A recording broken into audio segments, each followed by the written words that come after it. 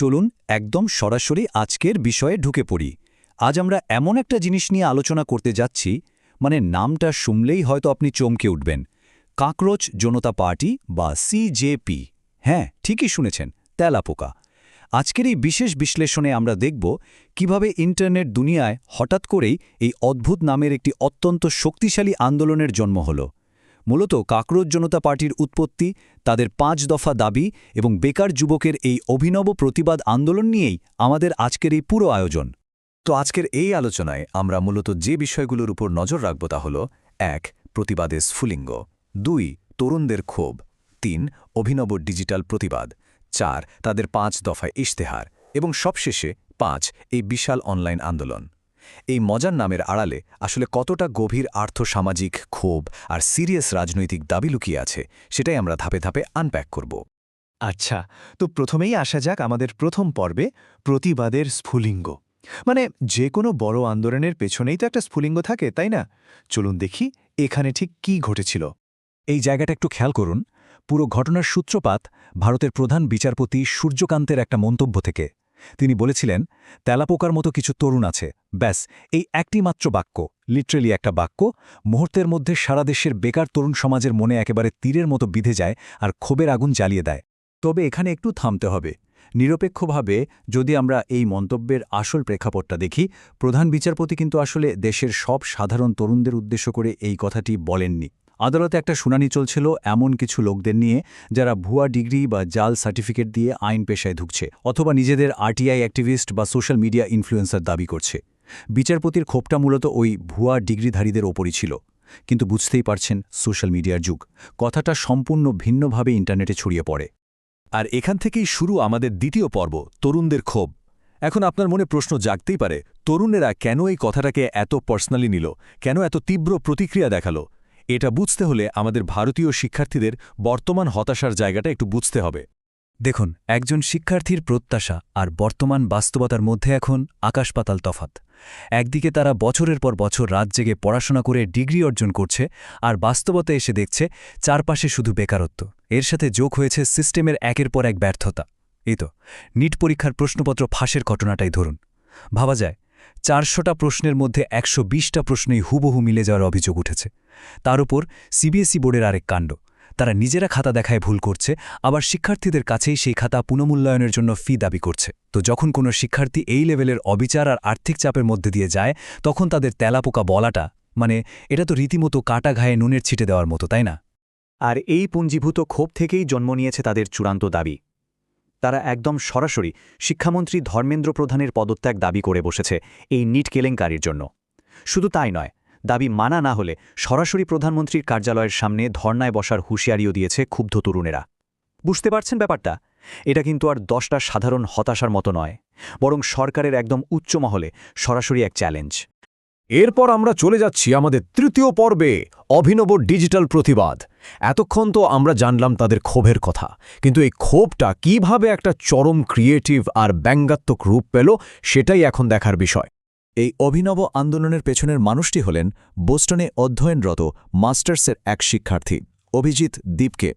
তিনি আগে রাজনীতি কর্মী হিসেবেও কাজ করেছেন।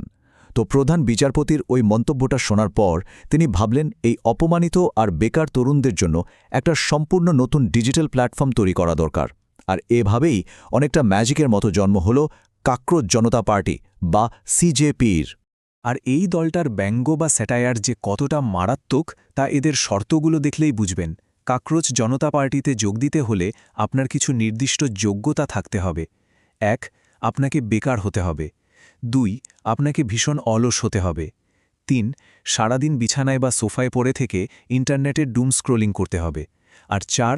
সরকারের ভুল ত্রুটি নিয়ে একদম পেশাদারভাবে অভিযোগ করতে আর প্রশ্ন তুলতে পারার ক্ষমতা থাকতে হবে। সিরিয়াসলি, এই মজার অথচ চরম ব্যঙ্গাত্মক শর্তগুলো মুহূর্তেই সোশ্যাল মিডিয়ায় একেবারে আগুনের মতো ছড়িয়ে পড়ে। এবার আসি আমাদের চতুর্থ পর্বে, ৫ দফা ইশতেহার। এই জায়গাটা বেশ ইন্টারেস্টিং। দলটির নাম আর যোগদানের শর্তগুলো শুনে মনে হতে পারে পুরো ব্যাপারটাই একটা জোক, কিন্তু না, তাদের রাজনৈতিক দাবিগুলো দেখলে বুঝবেন এরা মোটেও ছেলেখেলা করছে না। চলুন তাদের অত্যন্ত সিরিয়াস ইশতেহারটা একটু দেখে নেই।